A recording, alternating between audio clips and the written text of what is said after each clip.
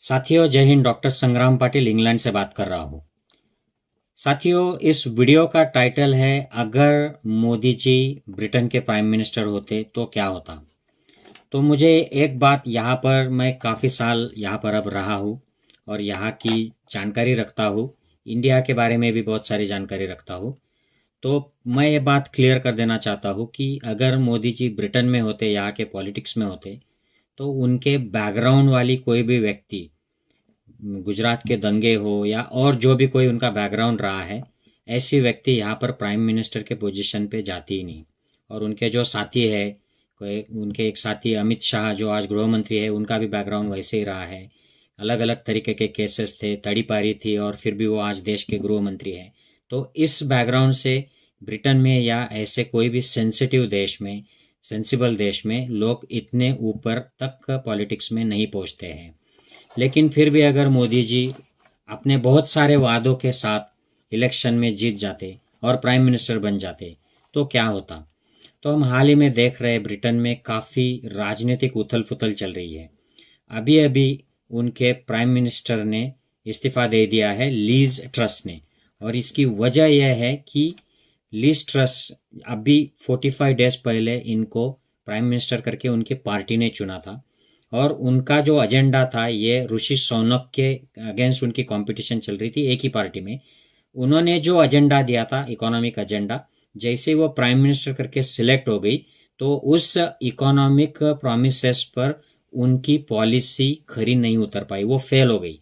और उसकी वजह से पाउंड की प्राइस ड्रॉप हो गई और यहाँ पे लोगों को इकोनॉमिक प्रॉब्लम्स हो गए।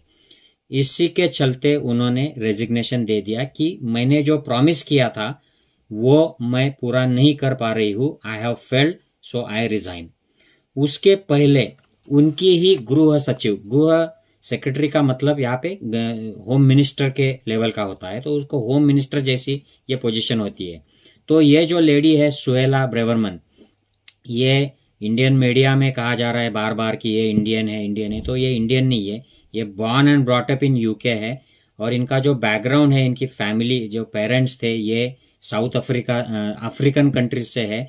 तो पुराने, जब ब्रिटिश के ज़माने में इंडियन श्रीलंकन लोग यहाँ पर नौकरी के लिए चले जाते थे, जैसे गांधी जी गए थे, उस ज़माने के सेटल हुए ये अफ्रीकन लोग हैं। तो इनके रूट्स हो सकते हैं इंडिया श्रीलंका से, लेकिन इनका इंडिया से वैसे डायरेक्टली कोई रिलेशन नहीं है। इंडियन वंश की है, लेकिन ये है तो ब्रिटिश अभी। तो ये जो है सुहेला ब्रेवरमन, इन्होंने भी अभी कुछ दिन पहले रेजिग्नेशन दे दिया।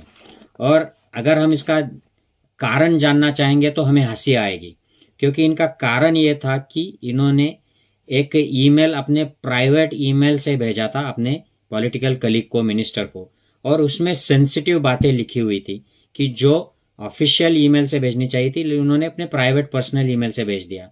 तो ये सिक्योरिटी का ब्रीच हो गया। इसकी वजह से उन्होंने ये एक्सेप्ट किया कि मुझसे सिक्योरिटी ब्रीच हुई है, ये गलती है, तो मैं उसके लिए रेजिग्नेशन देती हूँ। तो उन्होंने रिजाइन कर दिया, इतनी बड़ी पोस्ट से रिजाइन कर दिया। और इसके पीछे कहा जा रहा है कि उनके जो पार्टी की जो अंदरूनी बातें हैं, कि ये भी कंटेस्टर थी जब लीज ट्रस और ऋषि सुनक जब प्राइम मिनिस्टरियल कैंडिडेट होना चाहते हो कि उसकी दौड़ में थे, तो ये सुहेला ब्रेवरमैन भी उनके साथ कॉन्टेस्ट कर रही थी, लेकिन ये सेकंड राउंड में ही पीछे हट गई, चली गई थी। तो ये इन्होंने उनकी लिस्ट ट्रस्ट की पॉलिसीज पे क्रिटिसिज्म कर दिया था, ओपनली इनको इमाइग्रेंट पॉलिसी पे क्रिटिसाइज किया था, और अपने प्रोमिसेस नहीं पूरे कर रही है ऐसे भी क्रिटिसाइज किया था।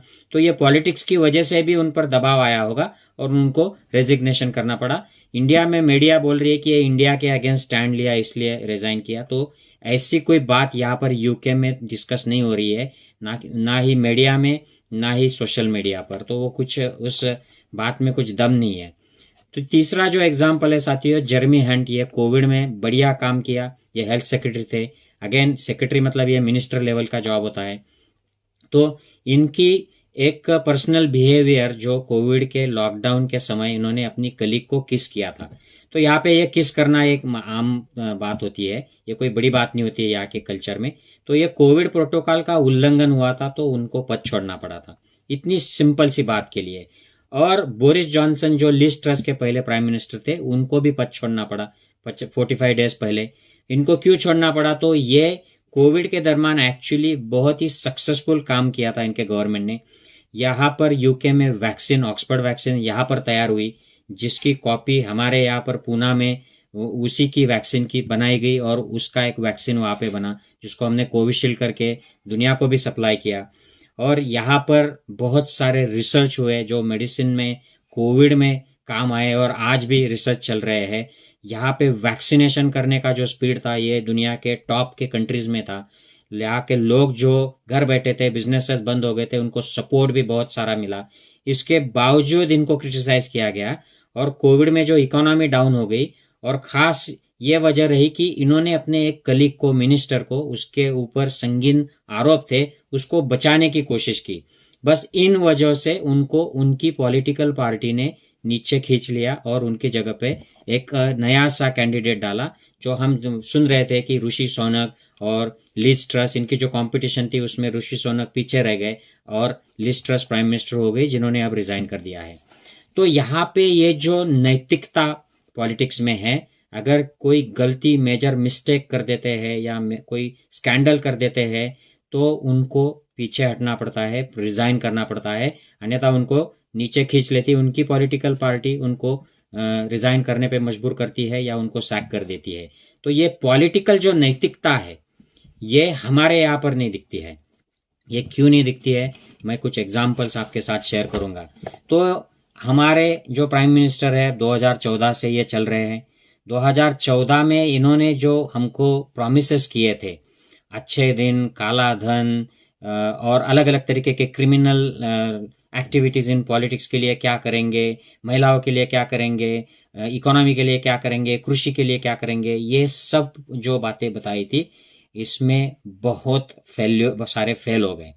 इनके जो स्कैंडल्स है, राफेल में जो इन्होंने अंबानी के लिए डील दिलाया और उसके लिए देश का नुकसान कराया, और हमारी जो HAL कंपनी है उसका कॉन्ट्रैक्ट छीनकर उनके मित्र अनिल अंबानी को दिया गया, ये जाहिर हो गया। उसके बावजूद इसकी इंक्वायरी भी नहीं हो पाई।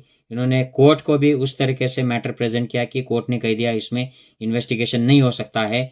ये अगर ब्रिटिश प्राइम मिनिस्टर कर देते, मोदी जी अगर ब्रिटिश प्राइम मिनिस्टर होते तो उसी दिन, राफेल स्कैंडल के दिन ही मोदी पूरे पॉलिटिक्स से रिटायर हो जाते। लेकिन उन्होंने मीडिया को मैनेज कर लिया, न्याय यंत्रणा को किसी तरह मैनेज किया, या समझा बुझाकर या गलत डेटा देकर किसी तरह से वो भी मैनेज हो गए और मोदी जी बने रहे और वो आज भी प्राइम मिनिस्टर है। जिस तरीके से उन्होंने अंबानी और अदानी को सरकारी मालमत्ता, गवर्नमेंट की प्रॉपर्टी, गवर्नमेंट की कंपनीज बेचने का काम किया है, अगर ऐसा एक भी कंपनी या प्रॉपर्टी यहां पर ब्रिटिश प्राइम मिनिस्टर होते हुए मोदी जी करते तो उसी एक मैटर में उनको रेजिग्नेशन देना पड़ता और वो हमेशा के लिए पॉलिटिक्स से रिटायर हो जाते। लेकिन मोदी जी ने ऐसे कितने कंपनियां, सैकड़ों कंपनियां इंडिया में आज तक बेची है और अब भी बेच रहे हैं, लेकिन वो फिर भी बने हुए हैं। नोटबंदी, अगर नोटबंदी में मोदी जी कह रहे थे कि मुझे 50 दिन दो या 100 दिन दो, कुछ तो दिन दो और मैं सब बदल के रख दूंगा, मुझे फांसी दे देना, मुझे जला देना, और उस नोटबंदी के दरमियान सैकड़ों लोग मर गए, लोगों के हाल हो गए और उसका फायदा कुछ भी नहीं हुआ है। अगर ऐसा कुछ निर्णय यहाँ का प्राइम मिनिस्टर लेता और उसकी वजह से लोगों को रास्ते पर लाइन में खड़ा होना पड़ता या एक भी जान चली जाती ब्रिटिश आदमी की, तो उसी दिन मोदी को घर बिठा देते और उनको फिर पॉलिटिक्स में कोई चांस ही नहीं होता। यही बात थी जीएसटी की। ऐसा जीएसटी जो इकोनॉमी के लिए मारक हो, ऐसा अगर यहाँ का कोई प्राइम मिनिस्टर लगा देता तो उसको घर भेज दिया जाता। यही बात थी चाइना के एग्रेशन की। लाल आंख दिखाने वाले थे मोदी जी, लेकिन जब चाइना एक्चुअली हमारे हद के अंदर कंस्ट्रक्शंस कर रहा है, हमारे सैनिकों को मार रहा है गलवान घाटी में, लेकिन मोदी जी एक शब्द भी नहीं बोलते हैं। सिर्फ वो ऐप जो है उसका, टिकटॉक का, उसको बैन करते हैं, लेकिन चाइना से इंपोर्ट 2021 में बढ़ गया है। 2022 में भी वही हाल है। मोदी जी चाइना के अगेंस्ट एक बात भी नहीं करते हैं। अगर ब्रिटिश प्राइम मिनिस्टर होते मोदी जी और उनकी ये बात अगर उनको याद दिलाई जाती तो उनको घर जाना पड़ता, वो बने नहीं रह सकते थे। यही कृषि कानून का भी हुआ। कृषि कानून, लोग 750 लोग रास्ते पर मर गए। अगर ऐसे आंदोलन में एक आदमी, एक किसान भी यहाँ पर मर जाता तो मोदी जी को घर भेज दिया जाता, लेकिन मोदी जी 750 किसान मरने के बाद भी उन्होंने एक शब्द भी नहीं कहा है कि मरने वाले किसानों के लिए, और मदद भी नहीं दी है किसानों के फैमिलीज के लिए। उल्टा उन्होंने उन किसानों को कोस दिया था। वो मलिक साहब जब उनके पास गए थे तो उन्होंने कह दिया था कि ये मेरी वजह से थोड़ी मरे हैं। यही बात ब्लैक मनी की है। ब्लैक मनी बढ़ गया है स्विट्जरलैंड में, यही आंकड़े हैं स्विस बैंक के। और मोदी जी ने कहा था कि मैं ब्लैक मनी वापस लाऊंगा। 15 लाख पर हेड के हिसाब से पैसा देश में वापस आएगा। और पीएम केयर फंड में भी वही हो गया। इतना प्रेशराइज करके, ब्लैकमेल करके लोगों को, कंपनीज को जो पैसा जमा किया गया उसका हिसाब देने को मोदी तैयार नहीं है। अगर ये बात यहाँ पर होती तो मोदी जी घर जाते, उसी दिन घर चले जाते। ऐसा कोई फंड ही नहीं तैयार होने देते यहाँ की सिस्टम, यहाँ का मीडिया, यहाँ के पुलिस, यहाँ का जो इकोनॉमिक सिस्टम है, ऐसा कोई भी फंड अलाउ ही नहीं करती, चाहे मोदी कितने भी ताकतवर ब्रिटिश प्राइम मिनिस्टर क्यों ना हो। यही बात है इलेक्शन कैंपेन्स की। मोदी जी इंपॉर्टेंट काम छोड़ देते हैं और इलेक्शन के कैंपेन्स में चले जाते हैं। जब हमारे पुलवामा में 40 जवान मारे जाते हैं तो मोदी जी दिन भर रात होने तक नेशनल ज्योग्राफिक की शूटिंग करते हैं, और हमको बताया जाता है कि उनके साथ कम्युनिकेशन टूट गया था, इसलिए वो आ नहीं पाए। तो ये जो बेशर्मी जैसी जो बातें अगर यहाँ का प्राइम मिनिस्टर करता तो उसी दिन घर चला जाता। टेलीप्रॉम्प्टर बंद होने पे अगर बात नहीं कर पा रहा है कोई प्राइम मिनिस्टर, तो यहाँ का कोई भी प्राइम मिनिस्टर हो या छोटा मोटा नेता हो, वो उसको रिजाइन करना पड़ेगा। उसको लोग बोलेंगे कि तुम इसके लायक ही नहीं हो। अगर टेलीप्रॉम्प्टर बंद पड़ने पर तुम बात नहीं कर सकते हो, तुम्हारी तत्फ हो जाती है, तो तुम इसके लायक नहीं हो, तुम लीडर नहीं हो। यही बात जब मोदी बार बार हिस्ट्री के बारे में गलत बयान करते हैं, झूठ हिस्ट्री बताते हैं, अगर एक ऐसा झूठ कोई यहाँ का नेता बोल दे तो उसको घर जाना पड़ेगा। और उनके जो कम्युनल स्टेटमेंट्स है मुसलमानों के खिलाफ या माइनॉरिटीज के खिलाफ, जो अलग अलग माध्यम से वो जाहिर बोलते रहते हैं, ऐसा कोई आदमी होता तो यहाँ पे प्राइम मिनिस्टर नहीं होता, और प्राइम मिनिस्टर की कुर्सी से बोलता तो वो घर जाता। अब थोड़ी बात करते हैं उनके वादों की। क्या क्या वादे किए थे कि मैं जीडीपी 10% कर दूंगा, 12% कर दूंगा, देश में इन्वेस्टमेंट बढ़ा दूंगा, फार्मर्स की जो इनकम है उसको डबल कर दूंगा 2022 तक, और हर किसान को मैं खेत में पानी दूंगा। तो ये तो बात अब उल्टी हो गई है। किसान के उसका जो मिनिमम प्राइस होता है उस पर भी मोदी जी खरे नहीं उतरे हैं। अब अगर आपको आपकी खेती में कुआं खोदना है या पानी की कोई व्यवस्था करनी है तो गवर्नमेंट को टैक्स देना पड़ता है। ऐसा कभी भी नहीं हुआ है पिछले 75 साल के भारत देश के इतिहास में। मोदी जी ने पूरा उल्टा कर दिया है। जीडीपी तो बूट में चली गई है, नीचे उतर गई है। अब उन्होंने हर हाउस होल्ड को मैं एलपीजी सिलेंडर दूंगा ऐसा वादा किया था। आप देख ही रहे हो कि उन्होंने कुछ वो उज्ज्वला स्कीम के अंतर्गत एडवर्टाइजमेंट किया, उसका प्रोपेगेंडा चलाया, लेकिन कितने घरों में आज एलपीजी का गैस सिलेंडर चलता है? आप खुद आपके जो आजू बाजू के गांव है या गरीबों के कॉलोनीज है, यहाँ पर जाकर देख लीजिए, आपको पता चल जाएगा। उन्होंने कहा था कि ट्रेन में एक्सीडेंट में लोग नहीं मरेंगे, 0 फैटेलिटीज बाय 2022। आज भी मुंबई में 4 से 5 हजार लोग हर साल ट्रेन एक्सीडेंट्स में मर रहे हैं। बाकी देश की तो बात ही अलग है। मैन्युफैक्चरिंग इंडस्ट्री में उन्होंने बहुत सारे वादे किए थे कि मैं मैन्युफैक्चरिंग डबल कर दूंगा 22 में, लेकिन आज भी वो चाइना से मैं इंपोर्ट बढ़ा रहे हैं। मैन्युफैक्चरिंग इंडस्ट्रीज हमारी बहुत घाटे में चल रही है। बहुत सारे कंपनीज ने डिसइन्वेस्टमेंट किया है, अपना इन्वेस्टमेंट निकाल कर फॉरेन चले गए हैं अपने अपने देश में। इंडिया के हर फैमिली को घर दूंगा बाय 2022, ये वादा मोदी जी का था। ये भी पूरा नहीं हुआ है। हर घर में टॉयलेट होगा, ये भी पूरा नहीं हुआ है। ये ऑफिशियल जो आंकड़े हैं, अलग अलग जो इंटरनेशनल ऑर्गेनाइजेशंस, उनके आंकड़ों से ये जाहिर हो गया है कि हर घर में इंडिया में टॉयलेट नहीं है। हर घर में इलेक्ट्रिसिटी होगी, ये भी झूठ कहा था। हर घर में वाटर सप्लाई होगा, कनेक्शन होगा, ये भी झूठ है, क्योंकि आज भी बहुत सारे लोग रूरल और गरीब कॉलोनीज में कुएं पे जाते हैं या सार्वजनिक नल पे जाते हैं, और बहुत जगह पर तो औरतों को पैदल चलकर जाना होता है और पानी लाना होता है। और जो इम्पोर्टेंट 18वां पॉइंट इस स्लाइड का है साथियों, वो कह रहे थे कि मैं माल न्यूट्रिशन से फ्री करा दूंगा बाय 2022। और अभी अभी न्यूज़ आई है कि इंडिया माल न्यूट्रिशन में 121 देशों की लिस्ट में 107वां है। तो हमारा ग्लोबल हंगर इंडेक्स ये और भी वर्स्ट हो गया है मोदी जी के रेजिम में। 2014 तक सिचुएशन इंप्रूव होती आई थी, 2014 के बाद ये लगातार वर्स्ट होते जा रही है ड्यूरिंग मोदीज टाइम। अगला जो पॉइंट उन्होंने कहा था कि मैं यहाँ पर टूरिज्म बढ़ाऊंगा, मेडिकल टूरिज्म बढ़ाऊंगा, लेकिन मोदी जी ने इस तरीके के हालात पैदा कर दिए उनके सारे जो संगठनाएं हैं कि देश में एकदम दंगा फसाद जैसा वातावरण है कि अमेरिका ने 1-2 साल पहले अपने नागरिकों को कहा था कि महिलाएं इंडिया में अकेली ट्रैवल ना करें, यहाँ पे रेप का धोखा होता है। और अभी तो हिंदू मुस्लिम, हिंदू क्रिश्चियन इस तरीके का कम्युनल एटमॉस्फेयर कर दिया है कि ये टूरिज्म का किस तरीके से विकास होगा, ये मुझे बहुत बड़ा डाउट आता है साथियों। उन्होंने स्कूल्स के बारे में भी काफ़ी सारे प्रॉमिस किए थे। मैं स्किल स्कूल खोलूँगा हाई स्कूल वालों के लिए, और हाई स्कूल में डिजिटलाइजेशन करूँगा, ये करूँगा। और अब भाजपा के शासित जो राज्य है इंक्लूडिंग महाराष्ट्र, यहाँ पर उन्होंने रूल निकाला है कि 20 से अगर कम लोग स्कूल के क्लास में हैं तो वो स्कूल बंद कर दी जाएगी। तो ये जो छोटे छोटे जो ट्राइबल विलेजेस है, छोटे छोटे जो रेसिडेंसेस है, लोगों के सेटलमेंट्स है, वहाँ पर अगर स्कूल नहीं होगा तो वो बच्चे कहाँ पर पढ़ेंगे। तो प्रॉमिसेस अलग है, लेकिन एक्चुअल ज़मीनी हरकत जो है ये इसके पूरा उल्टी है। जॉब के बारे में मोदी जी ने प्रॉमिस किया था कि हम लोग 20 मिलियन 2 करोड़ जॉब हर साल क्रिएट करेंगे। अब इंडिया में बेरोजगारी चरम पंथ पर है, सबसे हाईएस्ट लेवल पर है पिछले 70 साल की। और मोदी जी ने इसके बावजूद और कई वादे किए थे कि हम फॉरेस्ट का कवर बढ़ा देंगे, एक भी बच्चा स्कूल में ड्रॉप आउट नहीं होना चाहिए 10th क्लास के पहले।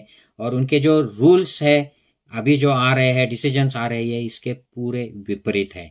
हायर एजुकेशन रिसर्च के बारे में भी वादे किए थे, ग्रॉस एनवायरमेंटल रेशियो जो होता है हायर एजुकेशन में, उसके बारे में प्रोमिसेस किए थे। लेकिन मोदी जी ने हायर एजुकेशन में एग्ज़ाम फीस, ट्यूशन फीस बढ़ा दिए हैं, स्कॉलरशिप्स बंद कर दिए हैं और रिसर्च के फंडिंग बंद कर दिए हैं। तो इसमें क्वालिटी ऑफ हायर एजुकेशन एकदम डिटोरेट होने वाली है, हो गई है।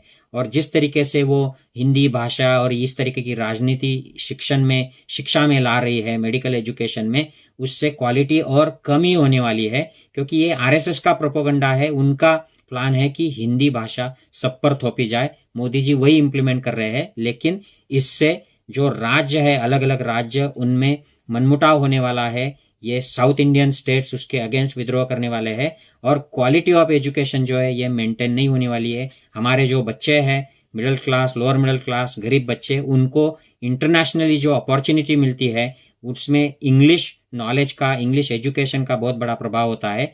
अगर ये हम नहीं करते हैं तो हमारे बच्चों की इंटरनेशनल अपॉर्चुनिटीज़ भी कम हो जाएगी और हमारे यहाँ पे रिसर्च डेवलपमेंट की फैसिलिटीज़ और जो प्रोग्रेस है उसका पाथ भी रुक जाएगा इससे। तो ये इस तरीके का ये वातावरण देश में है।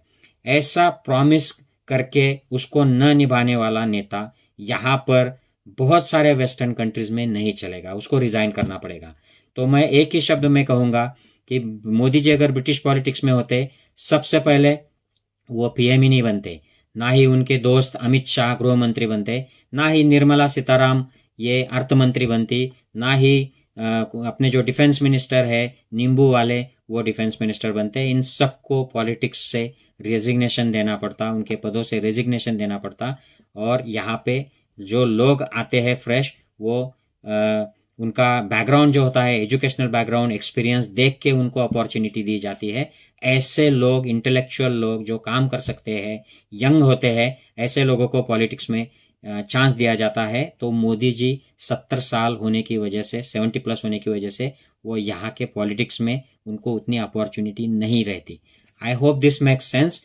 आपके प्लेटफॉर्म्स पे शेयर कीजिएगा वीडियो। फिर मिलेंगे और किसी टॉपिक पे। जय हिंद साथियों।